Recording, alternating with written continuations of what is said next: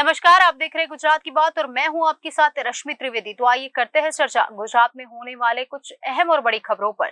चर्चा की शुरुआत करते हैं कि आईटी विभाग ने सूरत में 3 समूह के 35 से ज्यादा ठिकानों पर छापेमारी की और 100 से ज्यादा अधिकारी इस ऑपरेशन में शामिल थे।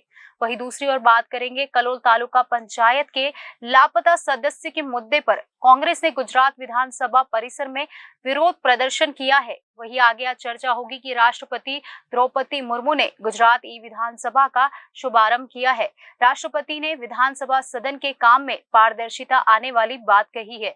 वहीं आगे बात करेंगे एसवीआई हवाई अड्डे पर समर्पित परिवहन विकल्प क्षेत्र का शुभारंभ। वहीं आगे चर्चा करेंगे आज की भावनगर में बस दुर्घटना पर सीएम ने जताया दुख, सांसद भारती बहन ने राजस्थान सिस्टम से की बातचीत। आइए जानते हैं विस्तार से।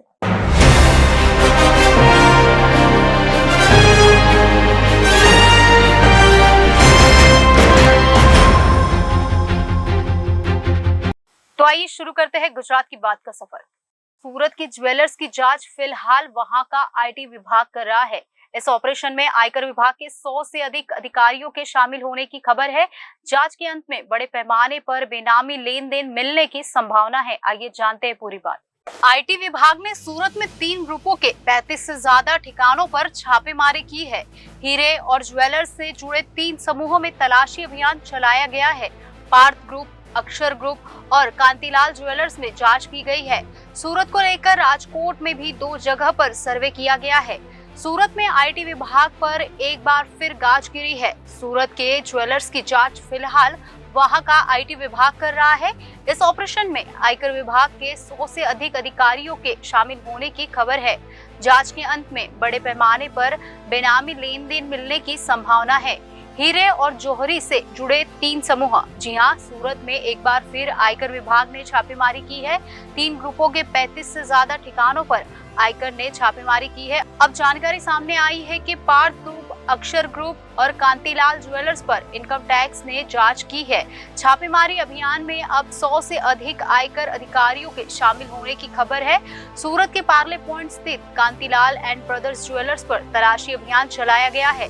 सुबह से ही विभिन्न टीमों द्वारा ऑपरेशन चलाया जा रहा है। सूरत में आईटी विभाग छापे के बाद हड़कंप मच गया है।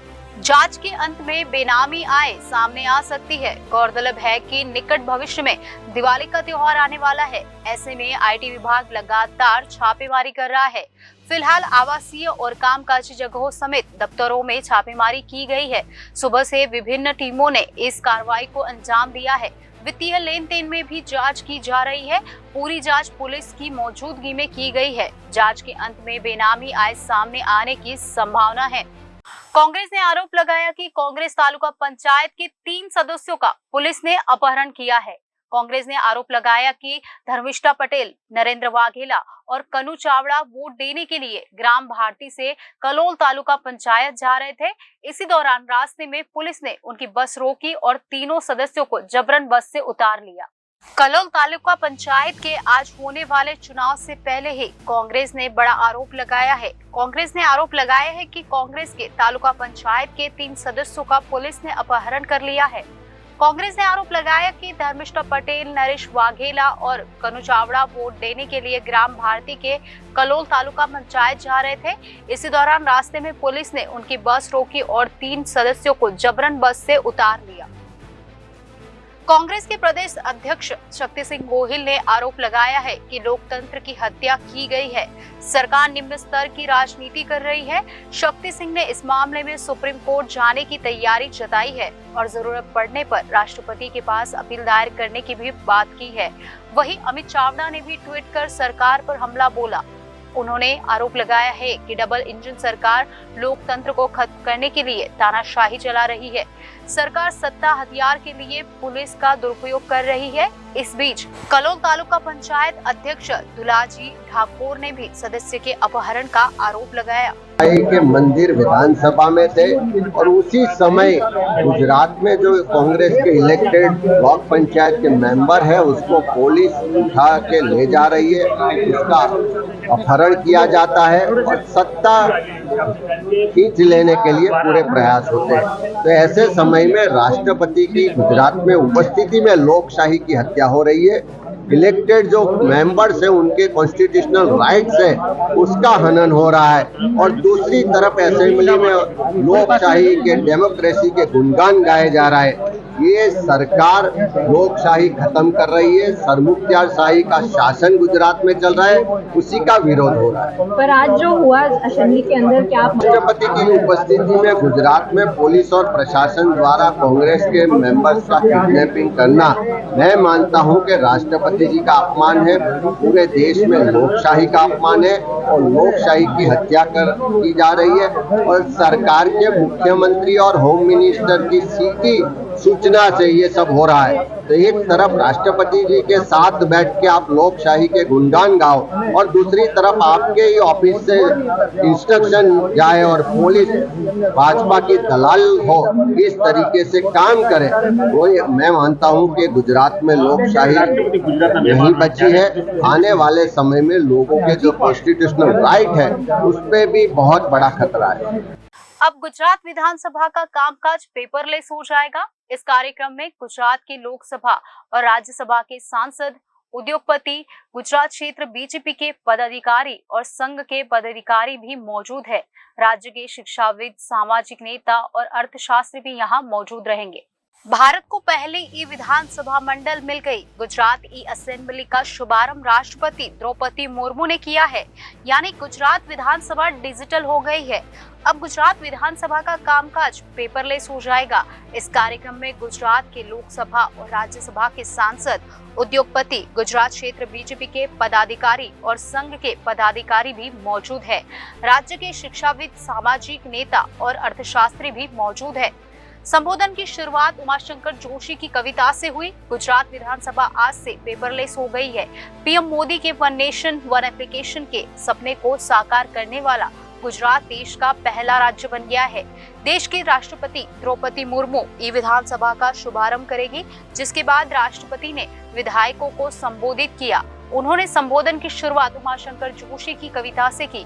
उन्होंने कहा कि गुजरात के स्वर्ग में आना मेरे लिए एक सुखद अनुभव है। उन्होंने सीएम भूपेंद्र पटेल को मुख्यमंत्री के तौर पर 2 साल पूरे करने पर बधाई भी दी। उन्होंने गुजरात विधानसभा में पारित अहम बिल के बारे में बात की। उन्होंने कहा कि गुजरात में हमेशा गुजरात के भविष्य को भारत और भारत के भविष्य के साथ देखा गया है। गुजरात विधानसभा में कई उतार चढ़ाव देखने को मिले। उन्होंने बताया कि गुजरात विधानसभा द्वारा कई सराहनीय कार्य किए गए हैं। उन्होंने गुजरात विधानसभा द्वारा पारित किए गए कुछ महत्वपूर्ण विधेयकों के बारे में भी बात की। उन्होंने कहा कि एप्लीकेशन के माध्यम से लोग विधानसभा के कार्यों को देख सकेंगे। ई असेंबली से सदन के कामकाज में पारदर्शिता आएगी। उन्होंने गुजरात के परपोते विक्रम भाई देसाई, मोरारजी देसाई, नरेंद्र मोदी और अन्य को याद किया और गुजरात और देश के विकास में उनके योगदान को व्यक्त किया। उन्होंने कहा कि किसी भी राज्य के विकास के मानव संसाधन महत्वपूर्ण है। स्वास्थ्य, बिजली, पानी उपलब्ध कराना बहुत जरूरी है। उन्होंने कहा कि गुजरात सरकार ने इन्हें मुहैया करवाया। उन्होंने यह भी कहा कि ग्रामीण इलाके में लोगों को स्वास्थ्य सेवाएं मुहैया कराई जा रही है। मुर्मू ने आगे कहा कि गुजरात ने न केवल मानव कल्याण के लिए बल्कि जानवरों के कल्याण के लिए भी काम किया है, जो देखने में मनभावन है। उन्होंने कहा आगे कि इस सदन में महिलाओं का प्रतिनिधित्व देखकर मैं खुश हूँ। ई विधानसभा के शुभारंभ से पहले सीएम भूपेंद्र पटेल ने संबोधित किया, जिसमें उन्होंने कहा कि ई असेंबली से विधानसभा भवन के काम में तेजी आएगी। उन्होंने आगे कहा कि आज का दिन हम सभी के लिए खास दिन है, क्योंकि आज से गुजरात विधानसभा पूरी तरह से पेपरलेस हो जाएगी। हवाई अड्डे पर टर्मिनल के आगमन क्षेत्र में काउंटरों का एक समूह यात्रियों को उनके पसंदीदा गंतव्य तक एक निर्बाध और सुविधाजनक यात्रा प्रदान करता है। यहाँ यात्रियों को प्रीपेड टैक्सी, प्रीपेड ऑटो या अन्य परिवहन विकल्प उपलब्ध कराए जाते हैं। यात्री आगमन हॉल के अंदर या बाहर उपलब्ध काउंटरों पर आसानी से इसका लाभ उठा सकते हैं। आइए जानते हैं पूरी बात। अहमदाबाद में सरदार वल्लभ भाई पटेल अंतर्राष्ट्रीय हवाई अड्डे में घरेलू टर्मिनल आगमन क्षेत्र में एक समर्पित परिवहन विकल्प क्षेत्र शुरू किया गया है। Prepaid auto, prepaid taxi, rate self drive और किराए पर कारों सहित विभिन्न परिवहन विकल्प अत्याधुनिक सुविधाओं के साथ समर्पित क्षेत्रों में उपलब्ध है। एयरपोर्ट द्वारा इस सुविधा को बढ़ाने का उद्देश्य यात्रियों को बेहतरीन यात्रा अनुभव प्रदान कराना है। घरेलू टर्मिनल के आगमन क्षेत्र में काउंटरों का एक समूह यात्रियों को उनके पसंदीदा गंतव्य तक एक निर्बाध और सुविधाजनक यात्रा प्रदान करता है। यहाँ यात्रियों को प्रीपेड टैक्सी, प्रीपेड ऑटो या अन्य परिवहन विकल्प उपलब्ध कराए जाते हैं। यात्री आगमन हॉल के अंदर बाहर उपलब्ध काउंटरों पर आसानी से इसका लाभ उठा सकते हैं। अहमदाबाद हवाई अड्डे से विशेष परिवहन विकल्प जोन वाले शहर को असाधारण कनेक्टिविटी प्रदान करते हैं। यात्री उन्हें उपलब्ध कराए गए विभिन्न विकल्पों की जानकारी से सर्वश्रेष्ठ विकल्प चुन सकते हैं। इतना ही नहीं, ऐप आधारित टैक्सी सेवाओं और अहमदाबाद नगर निगम द्वारा संचालित एक्सप्रेस बस परिवहन सेवा का भी विकल्प यात्रियों के लिए उपलब्ध है। इस नई पहल से भारत के सर्वश्रेष्ठ हवाई अड्डों में से एक के रूप में अहमदाबाद हवाई अड्डे की स्थिति और मजबूत होने की उम्मीद है। हवाई अड्डा यात्रियों की संतुष्टि और सर्वोत्तम अनुभव को बेहतर बनाने के लिए लगातार काम कर रहा है। घरेलू टर्मिनल के आगमन क्षेत्र में परिवहन विकल्प क्षेत्र ग्राहकों की संतुष्टि बढ़ाने के लिए हवाई अड्डे की अटूट प्रतिबद्धता का एक और प्रमाण है। SVPI ने अहमदाबाद हवाई अड्डे से अपने गंतव्य तक यात्रियों की निर्बाध यात्रा के लिए परिवहन विकल्प और सुविधाएं विकसित करने के लिए भी प्रतिबद्धता जताई है। सड़क हादसे में 11 लोगों की मौके पर ही मौत हो गई, जबकि 12 लोग गंभीर रूप से घायल है। इस घटना पर मुख्यमंत्री भूपेंद्र पटेल ने दुख जताया है। दूसरी ओर भावनगर की सांसद भारतीबेन ने कहा कि वह पूरी घटना को लेकर राजस्थान सिस्टम के संपर्क में है। उन्होंने घायलों के इलाज के लिए हर संभव प्रयास करने का भी आश्वासन दिया है। राजस्थान के भरतपुर के पास गुजरात की एक बस दुर्घटनाग्रस्त हो गई। इस सड़क हादसे में 11 लोगों की मौके पर ही मौत हो गई, जबकि 12 लोग गंभीर रूप से घायल हो गए। इस घटना पर मुख्यमंत्री भूपेंद्र पटेल ने दुख जताया है। दूसरी ओर भावनगर की सांसद भारतीबेन शियाल ने कहा है कि वह पूरी घटना को लेकर राजस्थान सिस्टम के संपर्क में है। उन्होंने घायलों के इलाज के लिए हर संभव प्रयास करने का भी आश्वासन दिया है।